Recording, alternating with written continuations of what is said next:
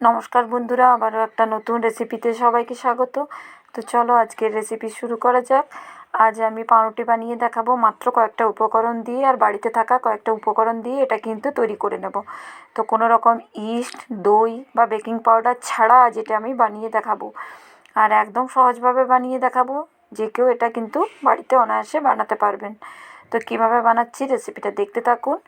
আর এই পাউরুটিটা তো ছোটো বড়ো সবার অনেক পছন্দের একটা রেসিপি। তো কীভাবে বানাচ্ছি দেখতে থাকুন। প্রথমে এরকম একটা থালা নিয়ে নিয়েছি। আপনারা চাইলে যে কোনো বাটির মধ্যেও করে নিতে পারেন, তবে একটা থালা বড় সাইজের নিলে সেটা সুবিধা হবে। তাই আমি এর মধ্যে আর প্রতিটা উপকরণ একটা মাপ করে নেবেন। তো 2 কাপ মেপে আমি এখানে ময়দা ব্যবহার করছি। 2 কাপ ময়দা নিয়ে নিলাম। ময়দা, এর সঙ্গে আমি কিন্তু 4 চামচ গুঁড়ো দুধ ব্যবহার করলাম। গুঁড়ো দুধ দেখবেন বাজারে কেনা এই পাউরুটিটার মধ্যে একটু মিষ্টি মিষ্টি ভাব থাকে, তাই এখানে একটু টেস্টটা আনার জন্য এখানে আমি গুঁড়ো দুধ ব্যবহার করলাম 4 চামচ। এবার এখানে গুঁড়ো চিনি ব্যবহার করলাম 4 থেকে 5 চামচ। তো মিষ্টিটা আপনারা যদি একটু বেশি পছন্দ করেন সেক্ষেত্রে একটু বেশি দিতে পারেন, তবে আমি 4 থেকে 5 চামচ দিয়েছি। এটাই কিন্তু এই মাপটার জন্য একদম পারফেক্ট মিষ্টি হবে, খুব বেশি মিষ্টি হলে ভালো লাগবে না। আর এখানে আমি 3 চামচের মতো সাদা তেল দিলাম। তো দিয়ে এবার সমস্ত জিনিসকে, আর আজ আমি ইনো দিয়ে তৈরি করে দেখাবো। এবার এর মধ্যে আমি 1 প্যাকেট ইনো কেটে নিলাম, সেটা এখানে দিয়ে দেব। তো দিয়ে দিচ্ছি ইনোটা। যেহেতু আমি কোনো রকম ইস্ট, বেকিং পাউডার কিছু ব্যবহার করছি না, তাই এখানে ইনোটা দিয়ে দিলাম। দিয়ে খুব ভালো করে এভাবে আলতো হাতে মিশিয়ে নেব। তো খুব ভালোভাবে এভাবে হাতে কচলে কচলে মেশানো যাবে না, তো যতটা সম্ভব একটু আলতো হাতে মিশিয়ে নেব, যাতে সমস্ত উপকরণটা ঠিকঠাক মিশে যায়, আর ইনোটা যাতে পুরো ভালোভাবে মিশে যায় সমস্ত ময়দাটার মধ্যে। তো সমস্ত ভালো করে মিশিয়ে নিচ্ছি দেখুন। তো মেশানো আমার হয়ে গেছে।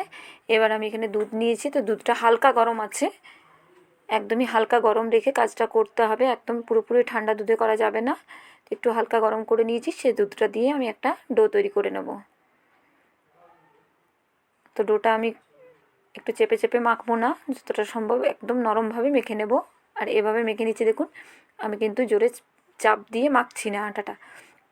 তো ময়দাটা এইভাবেই মাখবেন আপনারা, ঠিক একদম হালকাভাবে। তো কিছুক্ষণ এইভাবে প্রথমে আলতো হাতে মেখে নিলাম দেখুন, বেশ এখন একটা প্লেন ভাব আসেনি ময়দাটার মধ্যে। তো কিছুক্ষণ আবারও এভাবে আমি কিন্তু মেখে নেব। এটা চাইলে আপনারা কিন্তু আটা দিয়েও তৈরি করে নিতে পারেন, তবে আটা ময়দা মিশিয়ে করলে কাজটা ভালো হবে। তো এভাবে এবার কিছুক্ষণ একদম আলতোভাবে দেখুন এভাবে আমি একটু মেখে নিচ্ছি।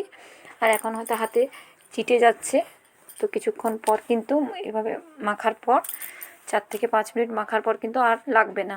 তো আবারও আমি প্রথমে তিন চামচের মতো তেল ব্যবহার করেছি, আবারও 2 চামচের মতো এখানে সাদা তেল দিয়ে দিলাম। দিয়ে এবার আবারও ঠিক একই প্রসেসে আলতো হাতে আমি কিন্তু এটাকে এইভাবে মেখে নেব। তো মাখতে মাখতে দেখবেন কিছুক্ষণের মধ্যে হাতে আর লাগবে না, একটা সফট ডো তৈরি হয়ে যাবে কিছুক্ষণের মধ্যেই কিন্তু। তো খুব একটা দুধ আমার এখানে ব্যবহার করিনি, বাকি দুধটা রেখে দিলাম, পরে কাজে লাগবে সেই জন্য। তো দেখুন এভাবে মাখতে মাখতে আমার 4 থেকে 5 মিনিট ধরে মেখে নিতে হবে। এটা আমি কিন্তু কোনো রকম রেস্টে রাখছি না। এবার এটাকে এভাবে একটু প্রেস করে করে মেখে নিচ্ছি দেখুন, একদম একটা প্লেন ভাব চলে এলো। প্রথমে যেটা মেখেছিলাম সেই পর্যায়ে এখনও কিন্তু নেই। এবার দেখুন হাতে আর লাগছে না আমার। এবার এটাকে আমি এভাবে, তো মাখাটা যতটা সুন্দর হবে পাউরুটিগুলো কিন্তু ততটাই সুন্দর তৈরি হবে। তো ঠিক এইভাবে আমি একটু লম্বা করে নিচ্ছি। তো এই জন্য বললাম একটা থালার মধ্যে কাজটা করলে সুবিধা হবে। এবার এটার থেকে আমি পিসগুলো কেটে নিচ্ছি। তো পিসটা বড় ছোট যেমন পছন্দ করেন সেই অনুযায়ী করে নিতে পারেন। তো আমি একটু ছোটো ছোটো সাইজ করে করে নিচ্ছি, এভাবে প্রতিটা পিস তৈরি করে নিচ্ছি।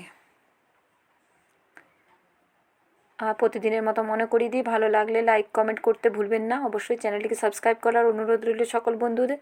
আর যারা ফেসবুক থেকে দেখছেন তারা অবশ্যই আমার পেজটা ফলো করার অনুরোধ রইল। তো এবার এই থালার মধ্যে একটা পাশে লেচিগুলো রেখে নিলাম। এবার এইভাবে একটু সাদা তেল দিয়ে দিলাম। এবার একটা লেচি নিলাম, দেখুন কীভাবে আমি করছি। এভাবে ধারের দিক থেকে ভেতরে ঢুকিয়ে দিচ্ছি। এভাবে চেপে চেপে এই জিনিসটা করে নেব। তাহলে কী হবে, এভাবে করে নিতে হবে, তাহলে লেয়ারগুলো খুব সুন্দর আসবে, ভেতরটা খুব সুন্দর হবে। এভাবে একটু উপর থেকে উঠিয়ে এভাবে তলার দিকটা একটু মুড়ে দিচ্ছি। আর দেখুন এর মধ্যে কতটা সুন্দরভাবে জালি জালি একটা ভাব চলে এসছে ময়দাটার মধ্যে। তো এভাবে একটু তলার দিক দিয়ে এভাবে ঘুরিয়ে দিচ্ছি, তাহলে একটা পুরোটা একই প্লেন হয়ে যাবে। তো এই প্রসেসে আমি একটা তৈরি করে নিলাম, ঠিক একই প্রসেসে বাকিগুলো আমি তৈরি করে নেব।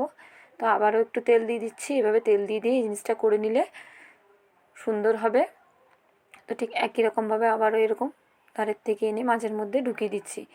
এভাবে আপনারা দেখে নিন যে কীভাবে তৈরি করছি আমি। তো এই যে এটাও আমার ঠিক একই রকমভাবে রেডি হয়ে যাচ্ছে। তো এইভাবে হাতে একটু প্রেস দিয়ে আমি একটু গোল করে নিচ্ছি। তো সবগুলো আমি রেডি করে নিলাম। এবার আমি যেটাতে পাউরুটিটা তৈরি করব কড়াইয়ের মধ্যে, তো আপনারা চাইলে বড় হাঁড়ির মধ্যেও এটা করে নিতে পারেন। তো আমি এখানে বালি দিয়ে দিচ্ছি, আপনারা চাইলে যে কোনো নুন দিয়েও করতে পারেন অথবা কোনো কিছু না দিয়েও কিন্তু খুব সুন্দর হবে। তো আমার কড়াইটার জন্য আমি কড়াইয়ের মধ্যে দিয়ে দিলাম বালিটা। আর বালিটা দেওয়ার কারণে কড়াইটা খুব একটা পুড়বে না, সেই কারণে বালিটা দিয়ে দিয়েছি। আর চাইলে কিন্তু বালিটা না দিয়েও করে নিতে পারেন আপনারা। তো এই থালার মধ্যে আমি একটু তেল ব্রাশ করে নিয়েছি ভালো করে, দেখুন। এবারে এর মধ্যে আমি এই যে একটা লেচি ভালো করে বসিয়ে দেব। তো পরপর বসিয়ে দিচ্ছি, একটু ডিস্টেন্স রেখে বসিয়ে দিচ্ছি। আর এভাবে উপর থেকে একটু প্রেস করে দিচ্ছি, কারণ এটা একটু ফুলে যাবে। এবার এর মধ্যে আমি উপর থেকে একটু দেখতে সুন্দর লাগবে বলে সাদা তিল উপর থেকে বসিয়ে দিচ্ছি একটু। তো খুব ভালো লাগবে দেখতে। আর এইভাবে দেখতে ভালো লাগলে বাচ্চারাও খেতে পছন্দ করবে। আর এভাবে যদি ঝটপট বাড়িতে কিন্তু বানিয়ে নিতে পারেন বাচ্চাদের পছন্দের এই পাউরুটিটা। তো এইভাবে ওপর থেকে বসিয়ে দিলাম। এবার একটু হাতে করে প্রেস করে দেবো এইভাবে, তাহলে এগুলো উঠে যাবে না। তো এভাবে একটু হাতে করে প্রেস করে করে বসিয়ে দিচ্ছি প্রতিটার থেকে। তো এইভাবে প্রতিটা আমি কিন্তু বসিয়ে দিলাম, দেখুন। এবার দুধটা যেটা রেখেছিলাম সেটা উপর থেকে একটু এভাবে ব্রাশ দিয়ে উপর থেকে ব্রাশ করে দিচ্ছি দুধ, এতে উপরে কালারটা খুব সুন্দর আসবে। তো উপর থেকে সমস্তটা দিয়ে দিচ্ছি, প্রতিটা লেচিতে দিয়ে দিলাম। কড়াইটা তো ভালো করে গরম হতে দিয়েই দিয়েছি আগের থেকে। তো ভালো করে গরম হয়ে গেছে। এবার এটা আমার একদম রেডি হয়ে গেল। এবার এর মধ্যে আমি কড়াইয়ের মধ্যে এটাকে বসিয়ে দেব। তো এবার কড়াইয়ের মধ্যে বসিয়ে দিলাম, দেখুন। এবার ঢাকা দিয়ে দিলাম, একটু ভারী কিছু ওপর থেকে চাপা দিয়ে দেবো যাতে কোনো রকম ভেতরের ভাবটা না বেরোয়, সেই মতো করে একটু চাপা দিয়ে দিতে হবে। দেখুন 40 মিনিট পর আমি দেখাচ্ছি, খুব সুন্দর একটা কালার আসছে। তো পুরোটাতে এখনও আসেনি কালারটা, তো আরও 10 মিনিট আমি এটাতে বেক করে নেব। তো বেশ অনেকটাই ফুলে গেছে, দেখুন। তো 10 মিনিটের জন্য আবারও ঢাকা দিয়ে আমি করে নিচ্ছি। তো দেখুন 10 মিনিট হয়ে গেছে, আবারও কী সুন্দর ওপর থেকে একটা কালার চলে এসেছে পাউরুটিগুলোর মধ্যে। কোনোভাবেই বোঝা যাচ্ছে না এটা বাড়িতে তৈরি করা পাউরুটি। তো এবার এটাকে নামিয়ে আমি ঠান্ডা হতে দিয়ে দেব। এখন এটাকে আমি নাড়বো না, না নেড়ে এটাকে পুরোপুরি ঠান্ডা করে নেব, তারপর আমি দেখাচ্ছি আপনাদেরকে। তো নামিয়ে নিলাম। এবার এর মধ্যে একটা কোনো শুকনো টাওয়েল বা এরকম সুতির একটা কাপড় দিয়ে আমি ঢাকা দিয়ে এটাকে রেখে দেবো আধ ঘন্টা থেকে 1 ঘন্টার জন্য, মানে পুরোপুরি ঠান্ডা হয়ে যাবে, তাহলে কিন্তু পাউরুটিগুলো একটু নরম থাকবে, সেই কারণে। তো এবারে দেখুন নিয়ে চলে এসেছি, একদম ঠান্ডা হয়ে গেছে। আর কত সহজভাবে কিন্তু থালা থেকে ছেড়ে এসছে।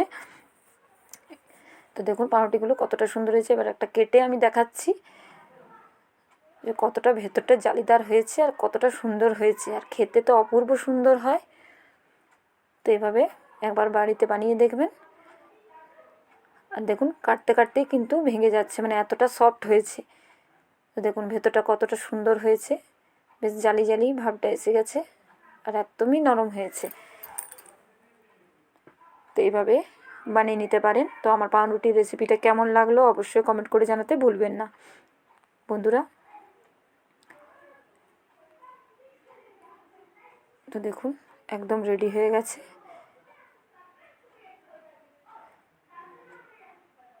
পাউরুটিগুলো আমার। তো এবার এটাকে কিন্তু এইভাবে বানিয়ে আপনারা অনেক দিন পর্যন্ত স্টোর করে রাখতে পারেন। তো আজকের মতো এই পর্যন্ত, পরের আবারও একটা ভিডিওতে আপনাদের সঙ্গে দেখা হচ্ছে।